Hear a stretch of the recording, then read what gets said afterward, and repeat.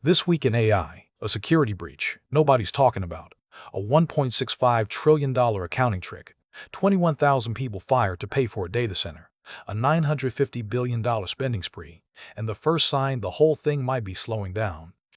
Here's what actually happened. Hugging Face, one of the biggest AI platforms in the world, got hacked last week. No human did it. An AI agent ran the whole attack, completely autonomous, 17,000 automated actions, credential theft, lateral movement through their internal systems, nobody at the keyboard on the attacker's side. Here's the part that stands out.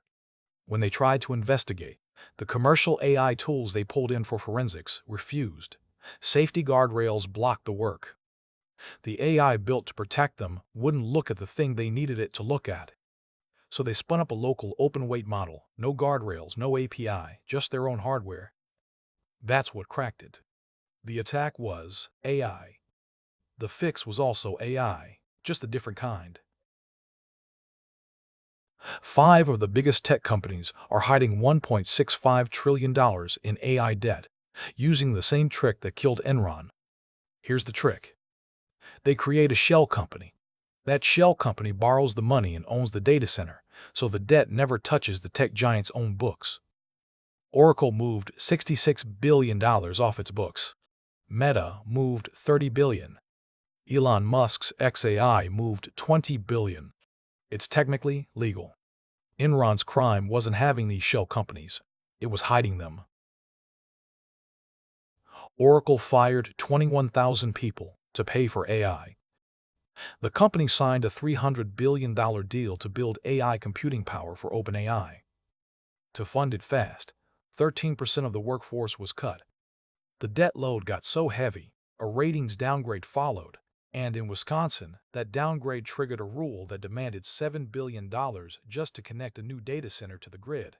So that's the spend side, 21,000 jobs, trillions in hidden debt. But here's where it gets stranger, because this week, some of the same companies did the exact opposite. Quick ask, if this kind of breakdown is useful, hit subscribe. It's how these roundups keep happening. 2 more stories, and the picture flips. Samsung just won a $200 billion chip partnership with Broadcom. Days later, Samsung and SK Group sealed $950 billion combined in deals with global AI firms. While Oracle was cutting staff to afford AI, Korea's 2 biggest tech companies were doing the opposite, betting nearly $1 trillion that the build-out isn't close to finished. And then, the same week, a different signal. Corporate America has suddenly decided to stop blowing money on AI. After 2 years of unlimited budget, finance teams are starting to ask what all this spend actually returned, and the answer, for a lot of companies, isn't good enough to keep writing blank checks. So, which is it?